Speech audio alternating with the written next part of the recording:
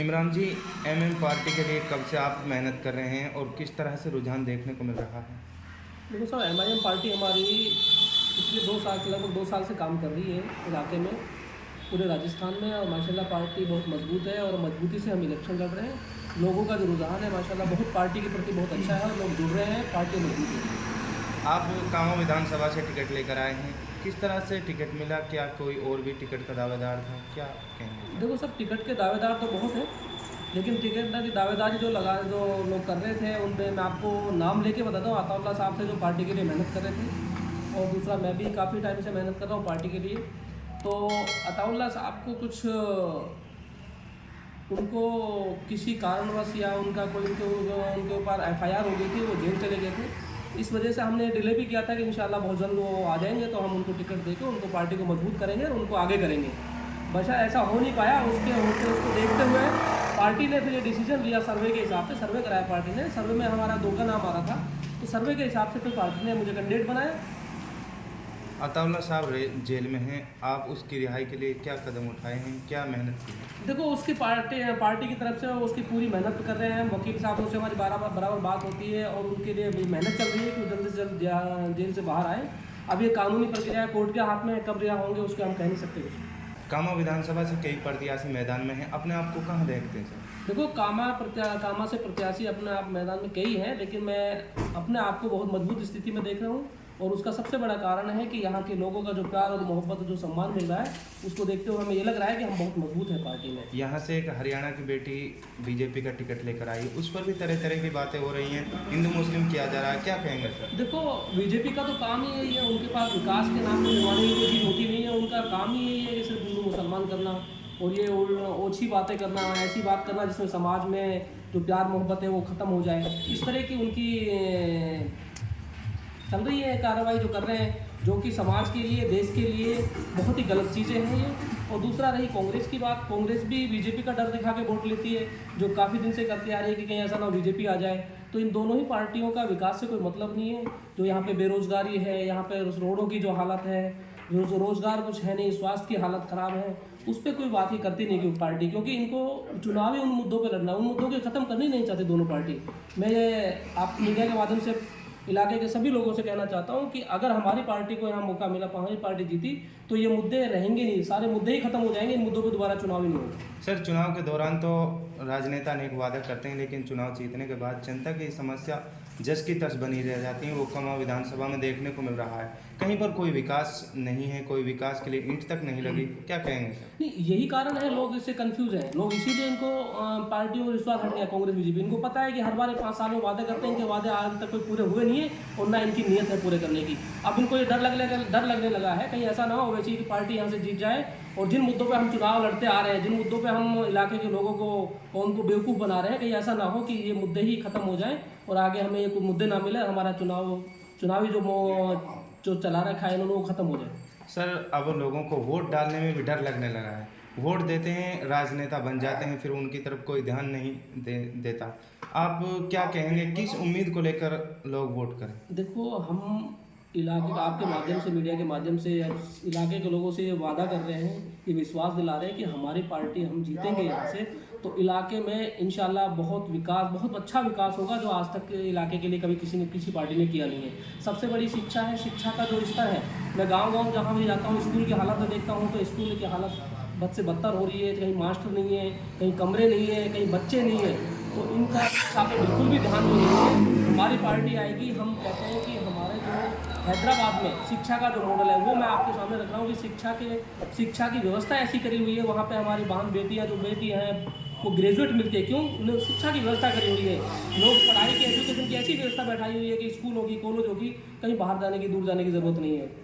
मैं वादा कर रहा हूँ अगर हम यहाँ से जीतते हैं तो हम शिक्षा की व्यवस्था ऐसी कर देंगे इंशाल्लाह, लोगों को ये सोचने की ज़रूरत नहीं पड़ेगी कि हम बच्चों को इतनी दूर कैसे भेजें, बच्चे कैसे आएंगे, कैसे जाएंगे। कामां विधानसभा में देखा जाए कि रास्तों में 2-2 फुट गड्ढे हैं, पानी भरा हुआ है गाँव में, आपकी तरफ से क्या विकास किया जाए? जी, जो गड्ढे हैं, जो सड़कों की हालात है, वही तो मैं कहना चाह रहा हूँ कि लोगों को ठगा गया है, लोगों के साथ विश्वासघात किया गया है कि हम आपके लिए विकास करेंगे, ये करेंगे, और फिर बाद में क्या करता है कि एक चीज़ और देखिए, लोग माफ़ी मांग लेते हैं हद हो गई। 5 साल आपको कुछ याद नहीं आया। अब जब चुनाव आ गए तो 10 दिन पहले आप माफ़ी मांगते घूम रहे हो, अब मुझे माफ़ कर दो।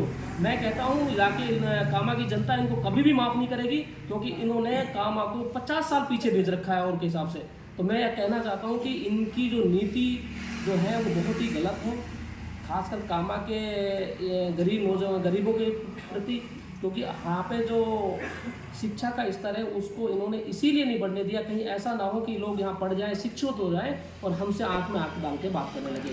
दूसरा इसमें एक चीज़ और देता हूँ, जब हमारा टिकट फाइनल हुआ, मैं आपको दोबारा रिपीट कर रहा हूँ, हमारा टिकट फाइनल हुआ तो लोगों की कुछ आवाज़ थी कि साहब इसको टिकट मिल जाना चाहिए, हमारी पार्टी मजबूत हो जाएगी, या इसको मिल जाना चाहिए, हमारी पार्टी मजबूत हो जाएगी। वो हमने पूरी ध्यान में रखते हुए काम किया है। इलाके का कोई भी आदमी सामने आके ये नहीं कहा कि मुझे टिकट चाहिए। हाँ, अताउल्ला साहब थे जिन्होंने टिकट की मेहनत करी, और हमारा दिल भी था, पार्टी का हित भी था, कि पार्टी का मन भी था कि हम इनको लाएंगे इलेक्शन। बस अल्लाह के हाथ में, अल्लाह की मर्जी थी कि वो इलाके में नहीं थे। दूसरा, एक लोगों की कुछ आवाज़ आ रही थी बीच में कि मुख्तार साहब को अगर टिकट दे दे तो पार्टी बहुत मजबूत हो जाएगी। तो मेरे कार्यकर्ताओं ने, कुछ लोगों ने, मैंने कहा, तो मैंने वो बात भी उनके सामने रखी। मैंने कहा ठीक है, मुझे पार्टी से मतलब है, मेरी पार्टी से मोहब्बत है, पार्टी अगर मजबूत होगी तो मैं तैयार हूँ उसके लिए। तो हमने उनसे बात की, कार्यकर्ताओं ने भी बात की, सबने बात की, बशर्ते कि उनका जवाब ऐसा आया कि मैं मीडिया पर बता भी नहीं सकता, क्योंकि हम समाज को बांटने वाला काम नहीं करते, हम समाज को जोड़ने वाला काम करते हैं। घाटमिका कांड से चर्चा में मुख्तार सिंह साहब भी चुनाव मैदान में हैं, उनके पक्ष के लिए क्या कहना चाहेंगे? देखो, आज़ादी है सबको, और ये डेमोक्रेसी की ये तो खूबसूरती है कि हम कोई कहीं से भी इलेक्शन लड़ सकता है, कोई सी पार्टी से लड़ सकता है, निर्दलीय भी लड़ सकता है। तो अच्छी बात है, सबको अपनी किस्मत आजमानी चाहिए। बाकी तो हार जीत अल्लाह के हाथ में है। हमें ना मुख्तार से ना कोई और कैंडिडेट से कोई चीज़ है, ठीक है, वो उनकी मेहनत है या हमारी मेहनत है, वो अपनी मेहनत कर रहे हैं, हमारी होते हैं। हम तो यही कहते हैं कि अल्लाह सबको प्यार मोहब्बत से इलेक्शन लड़ा जाए, किसी के नफरती बातें ना हो, और इलाके में भाईचारा ना बिगड़े। लास्ट में जनता के लिए क्या अपील करना चाहेंगे? मेरी जनता से यही अपील है, आपने 70-75 साल इन पार्टियों को देखा है और लोगों को देखा है, 5 साल हमारी पार्टी को मौका देके देखें, आपको ये पता लग जाएगा कि 70-75 साल में जो काम नहीं हुआ वो 5 साल में आपको इंशाल्लाह काम होगा। टिकट मिलने के बाद में कितने गांवों का दौरा कर चुके हैं कामा विधानसभा में? देखो, टिकट मिलने के बाद मैं कम से कम 60 से 65 गाँवों में दौरा कर चुका हूँ। उससे पहले भी मैं काफ़ी गाँवों का दौरा कर चुका हूँ, क्योंकि मैं जब से टिकट ना मिलने से पहले भी मैं काफ़ी गाँव में दौरा कर चुका हूँ, और मैं कंटिन्यू, मेरा दौरा जारी है। और इंशाल्लाह और मजबूती से, आप कुछ कमी रहेगी तो उनको मजबूती से करेंगे, और हम बहुत मजबूती से इलेक्शन लड़ रहे हैं। कोई अफवाह उड़ाए कि वो बैठ गए और किसी पार्टी को समर्थन दे दिया, उनकी खुद की अपनी वो वोट बैंक बनाने के चक्कर में इस तरह के इल्ज़ाम लगाएंगे। हम बिल्कुल भी बैठने वाले नहीं हैं, और हम मजबूती से लड़ने वाले हैं, और इंशाल्लाह बहुत मजबूती से लड़ेंगे। हमें किसी का कोई डर नहीं है, ना हमें ये डर है कि कौन जीतेगा कौन हारेगा। हमें अल्लाह के भरोसे है, अल्लाह जो हमें जीत देगा, अल्लाह देगा, इज्जत देने वाला अल्लाह है, और हम अपनी मजबूती से इलेक्शन लड़ेंगे। कामा विधानसभा से निर्दलीय प्रत्याशी सी मुख्तार साहब हैं, उन्होंने कहा है कि मेरी टक्कर बीजेपी से, मेरा मुकाबला बीजेपी से। तो आपकी पार्टी और आपका मुकाबला किससे होगा?